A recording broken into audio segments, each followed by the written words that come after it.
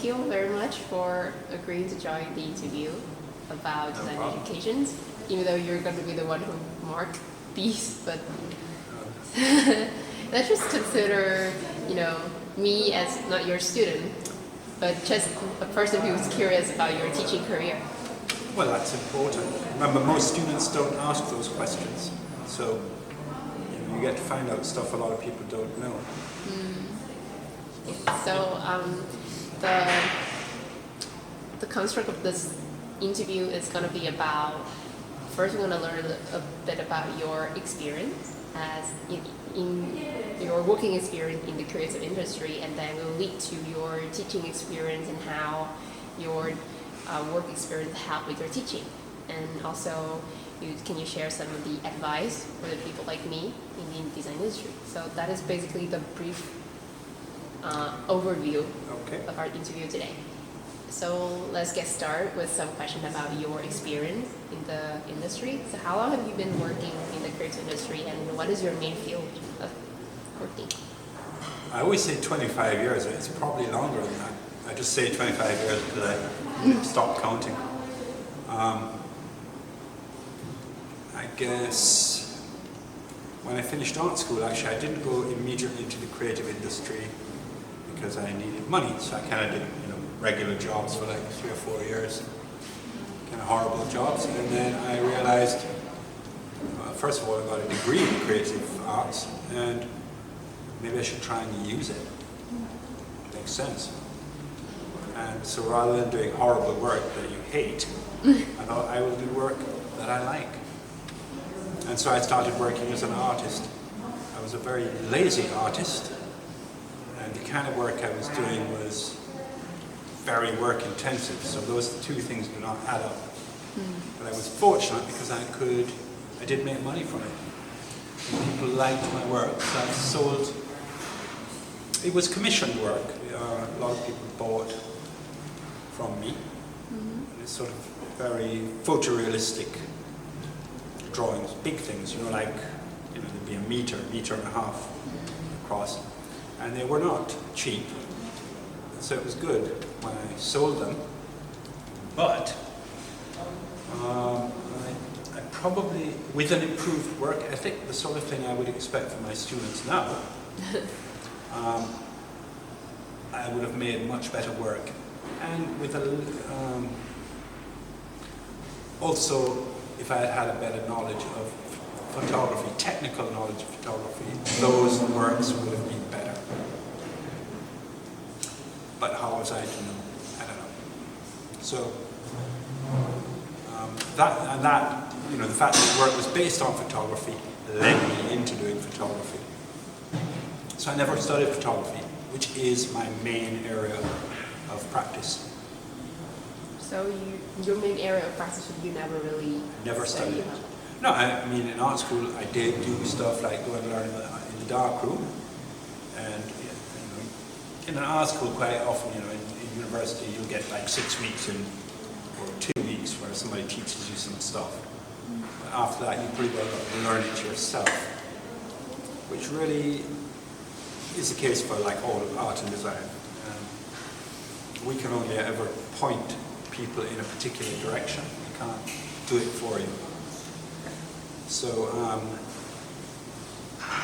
it's unfortunate that I didn't really know a lot about photography at the time, but I made sure I learned it once I realized I could actually make money from it, and I didn't have to go to somebody's office. I was making as much money as anybody else, and I was getting up in the morning whenever I wanted, and I could work when I wanted, and I could say, okay, no, I can't do it on Thursday, and I'm busy, sorry. So you mainly work as a freelance photographer? Yeah, I only worked as a freelance photographer, doing editorial photography, which basically means, shooting for magazines, books, publications, book covers, features for newspapers. So not photojournalism, but if they were running a feature, so if they were doing, I can remember I did a cover of a newspaper, there was something about Saddam Hussein, I did another one about tomatoes, I did another one, So, editorial photography because it's quite creative. It's not hugely well paid, but better than a lot of normal jobs. So if you were basically, to put it very, very crudely, if you did 2 or 3 jobs a month, you were probably earning quite a lot of money. Probably more money than anybody earns. Probably more than what people earn working every day of the week. So. But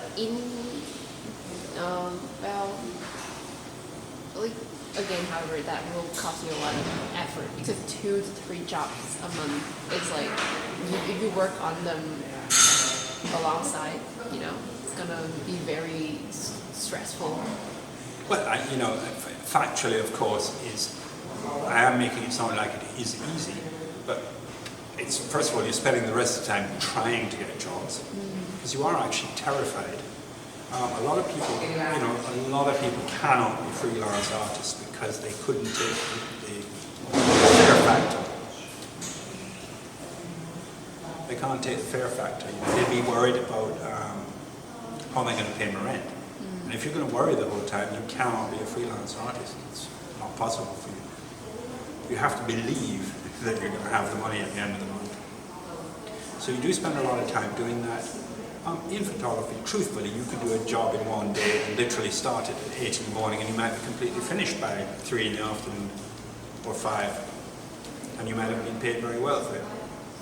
But you're right to think that sometimes you'll get a job and it is much harder than that. You actually have to get organized, perhaps even figure out how you're going to do the photography because it might be something technically difficult. But I always liked that part of it, was the problem solving. Just, again, while I editorial photography as a job, because essentially I'm being a photographic illustrator. I'm illustrating things with photographs. So, that's nice. I did lots of other kinds of photography, but that's kind of the main thing, I suppose. So how do you think you're studying, and because you said that you got a degree in art and design before, right? So what was that degree? Fine art. Fine art in general. So fine art, it's really,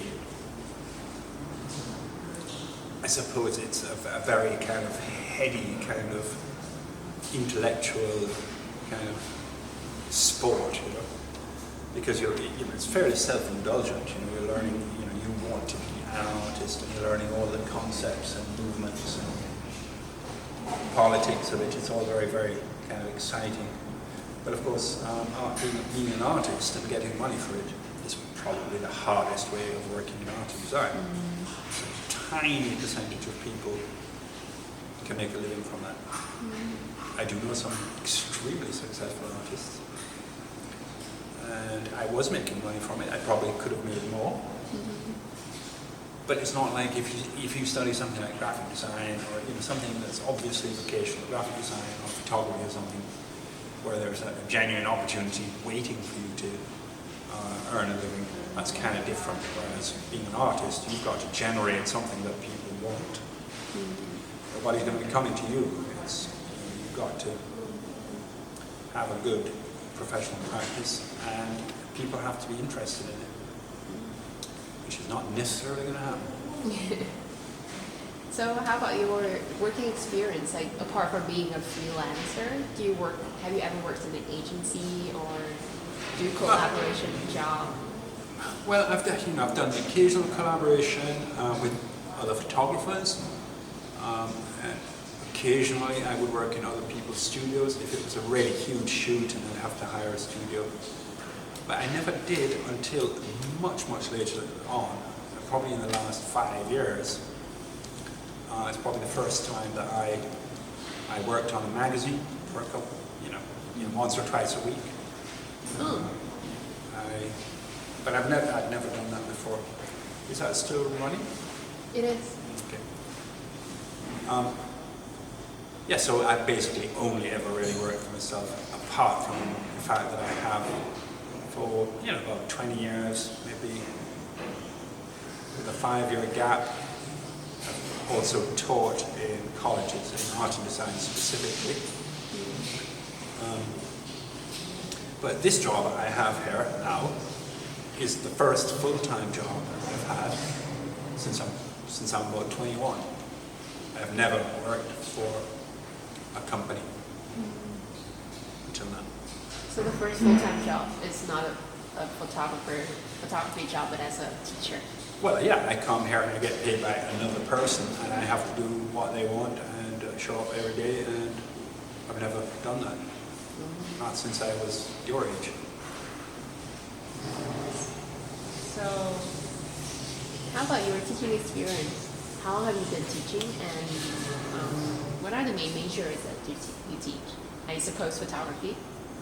No, well, actually, I have taught photography. So when I've worked in universities and so on, it's always been photography. Bit of film and animation.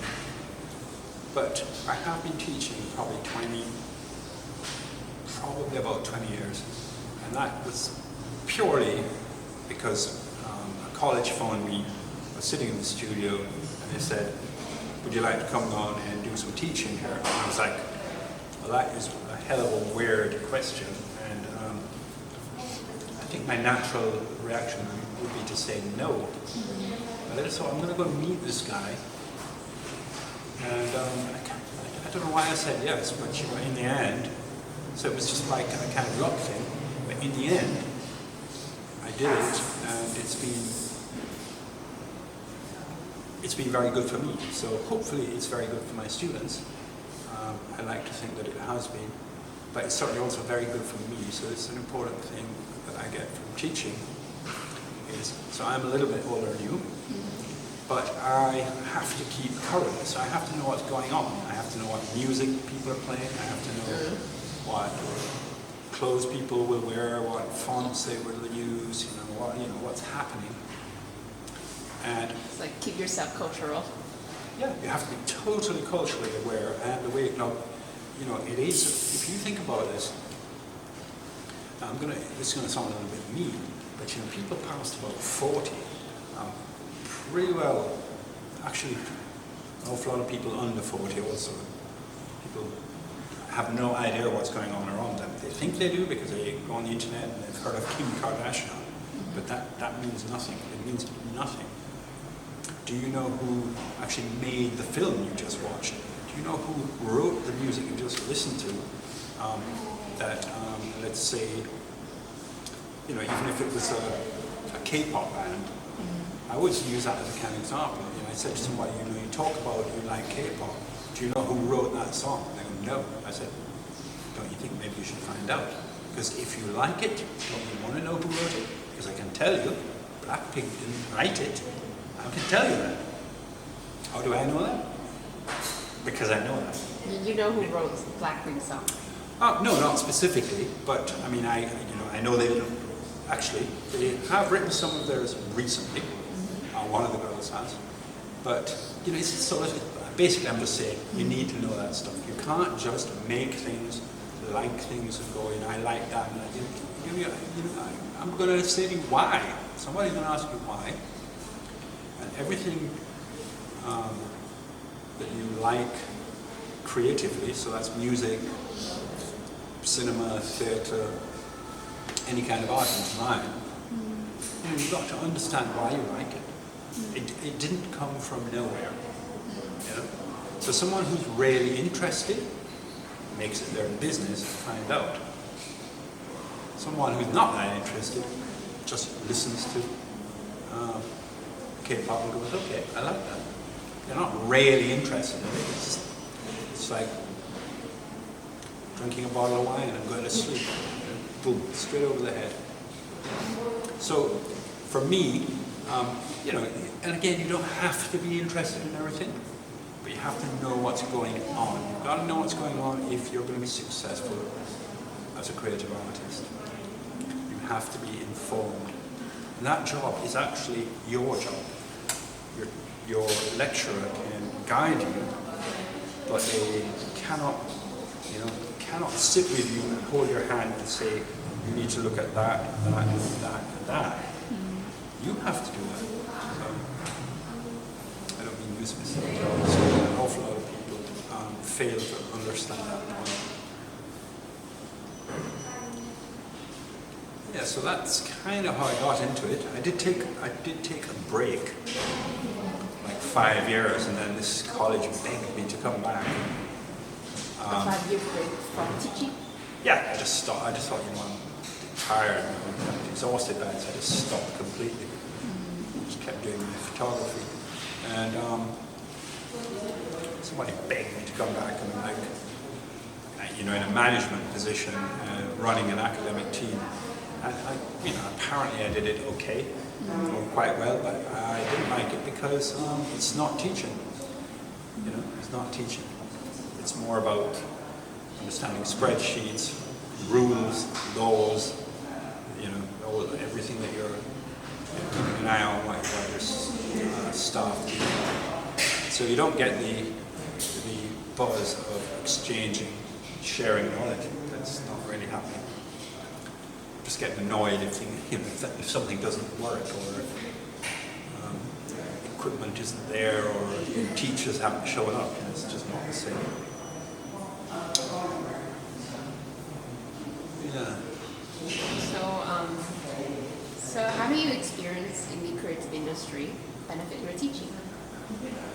You share your work as a freelancer, and you've done collaboration with other photographers. So how do you? I mean, I think, you know, for me, this is the biggest thing, and this is where I do.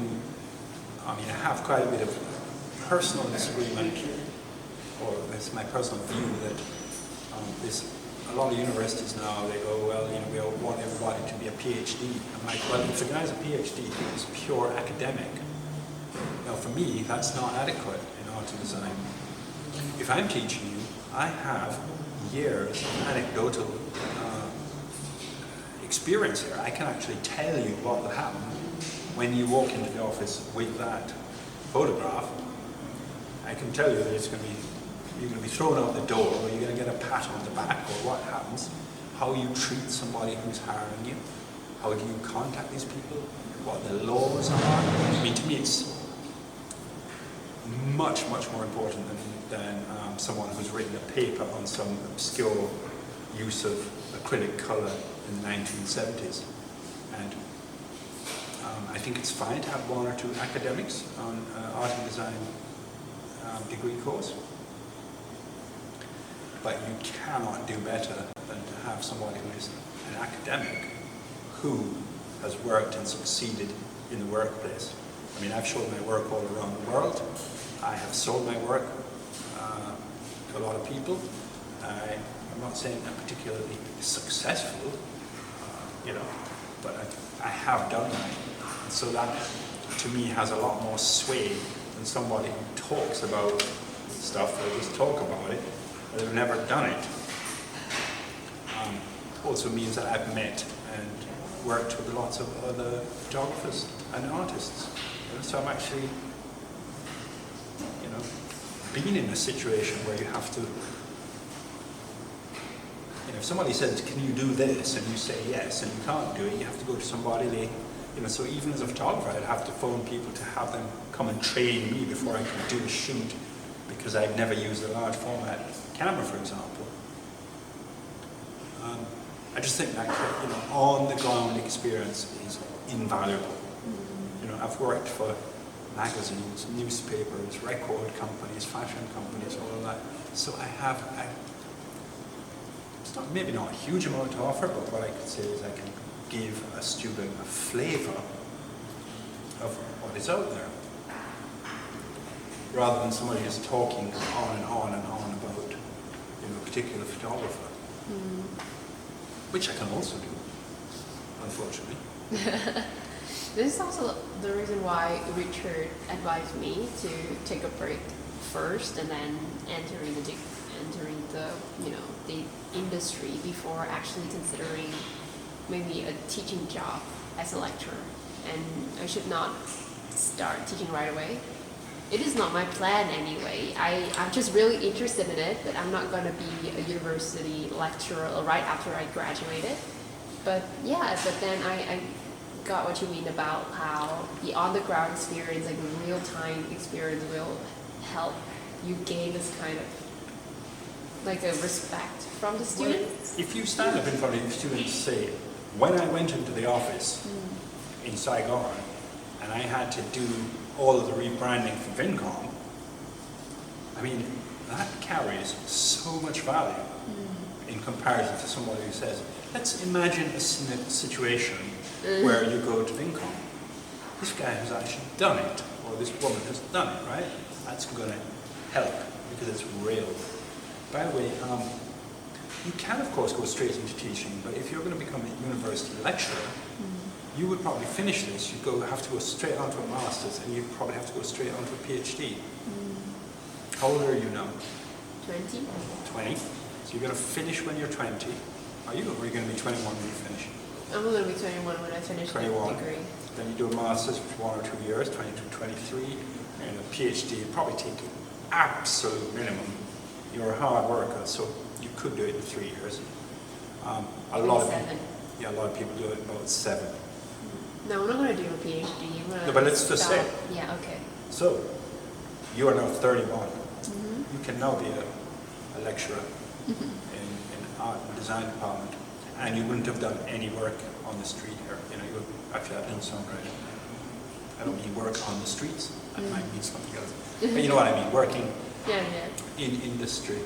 So I kind of agree with Richard.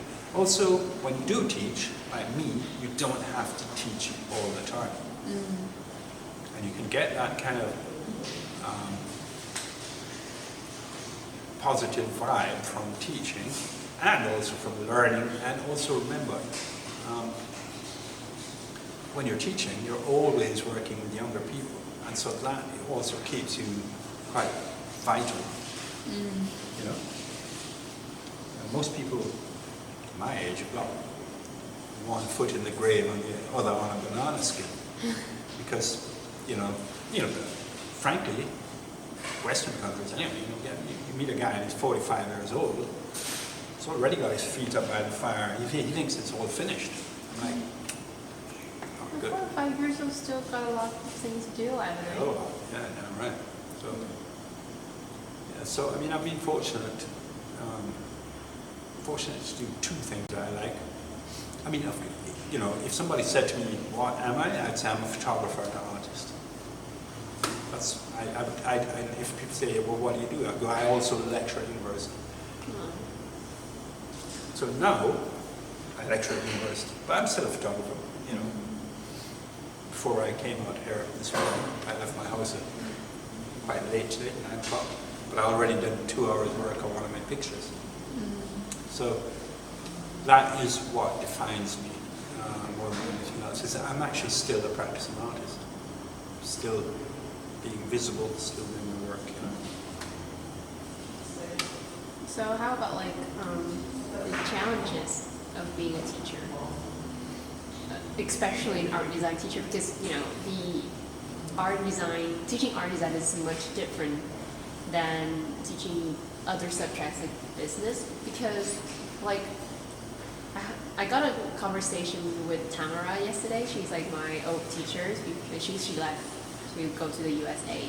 She said this quote that I really like, which is, art design has no protocol and no formula. So the difficulties in teaching art and design is bringing out the idea out of nowhere from the students. Not nowhere, but you got the point.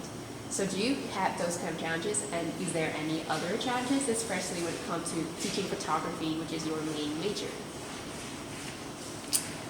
So, let me answer your second question first, which may be unhelpful.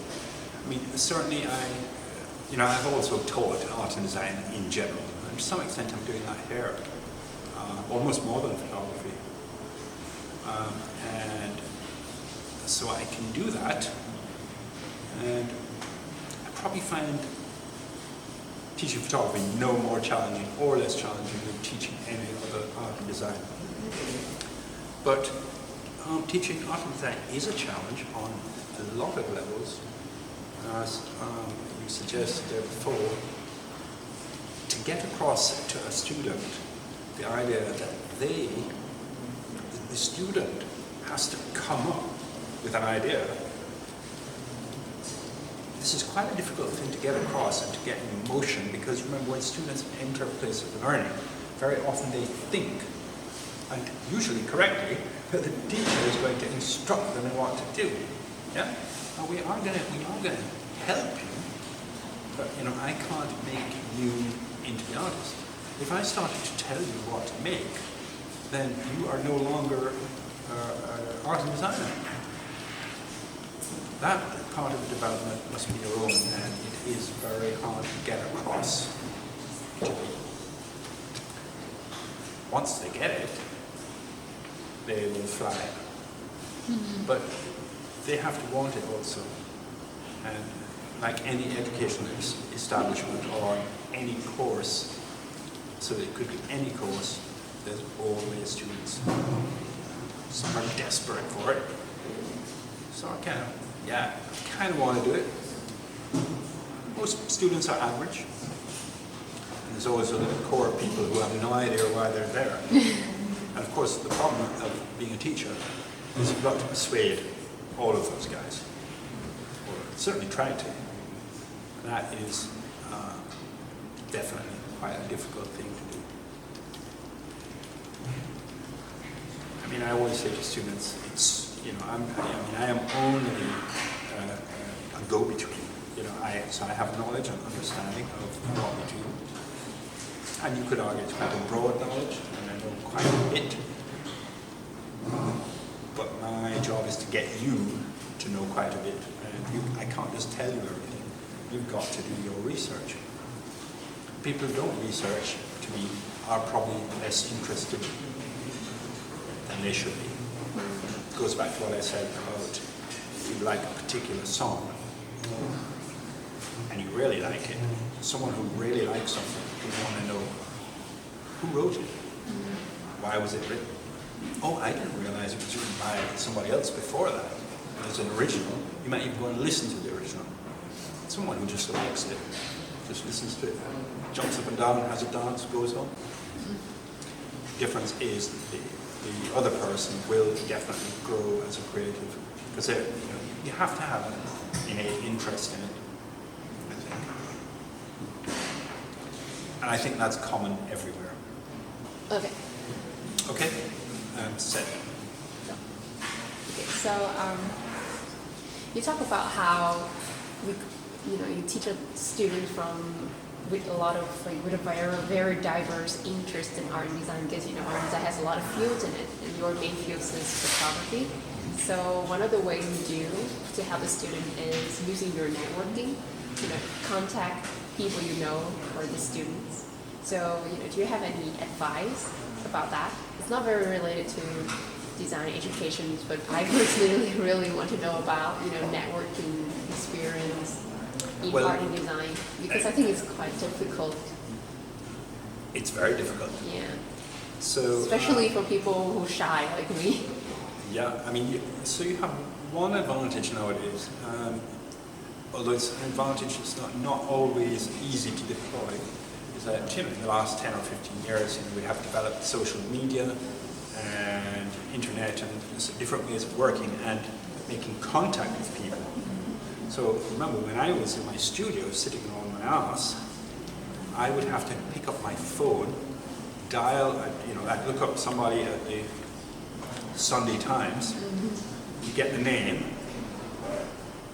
and you'd go, hi, my name's Mark Hamilton, I'm a photographer. So it's very difficult to do, it's quite unpleasant, because first of all, they almost certainly don't want to speak to you. You're cold calling, very, very occasionally they'll say, okay, you can bring your folio in on X day. That's a result. And then you'd still have to take your portfolio in physically, show it to them. There are advantages and disadvantages. If you meet the person in real life, you can shine. You might like them. They may actually like you. If they like you, they're much more likely to hire you. So that's an advantage. What about if you're actually socially very awkward? It might completely destroy your opportunity. So there's no win-win. The advantage today is that you can email people. You've even demonstrated that yourself. Vietnamese girl who's studying in the United States. You can contact them. They can contact you. You can speak to her using your cell phone for free. Across the ocean. Having said that, basic essence of the essence of networking is exactly the same. You have to find the people, and then you have to contact them. And there is no difference in that. It's still just a big task that you have to be sure that you continue to do over and over and over. And I have to say, I never liked it. I could have probably earned more money. I mean, this is why a lot of artists get agents. The agent finds you these people, they find the work, and they negotiate your rate. Like an accountant, account person. No, an agent in photography, for example, they'll phone me and they'll go, I've got a job for you. And then they'll negotiate how much it is, because we're usually terrible with things like money. They'll usually negotiate more money, because of course they earn money every time you earn money. But a lot of people don't have agents, especially nowadays, so you're going to have to do it yourself. But if you maintain contact with people that you have, for example, studied with, I mean, it's pretty logical. So if you find out that one day I'm living back in London and you're visiting London, in theory, you would contact me, wouldn't you? So a good network would do that. You say, Mark, I'm in London, can I come meet you for a cup of coffee down on West End? For whatever reason. It could be nostalgia, friendship, have a chat, but it could be that you also think I might be able to tell you which agency to go to. There's nothing wrong with it. I tell all the students here, if you know anybody, if you personally know someone, if you know someone in Hanoi who runs an agency, and you're at a party and they go, oh yeah, I run a graphics agency, you go, wow, great. I'm really sorry to do this to you, but here is my card and my number. I hope you don't mind if I contact you next week. It's an awful thing to do. Well, it's not an awful thing to do, but it feels pretty terrible. Yeah. And as you've said, you probably would hate it. But if you don't do it, you're essentially missing an opportunity. Completely. So you have to do it. I'm still bad at it. I can give all the advice in the world. I still don't particularly like doing it. And the other thing, by the way, that's really important, luck. But it's important to understand it's not just luck. If you have a terrible portfolio of work, it doesn't matter how much luck you get. It's unlikely you're going to wind up working in the business. So your job as a student or as a developing artist is to make sure that you try your best to make your work as good as you can make it. It's as simple as that. And then you increase the chances of the so-called luck event where you are downtown and it's an after party for some weird art thing you've been invited to, and somebody goes, oh, hi, my name is, and you go, oh, that's... I mean, one of my main clients I met through a friend who wound up working in that company, and a friend at the company got me into one thing. That one thing turns into once a month. Remember, that once a month is quite a lot of money. If you're going to do freelancing, you're going to charge a higher rate than somebody who's working in a studio and so on.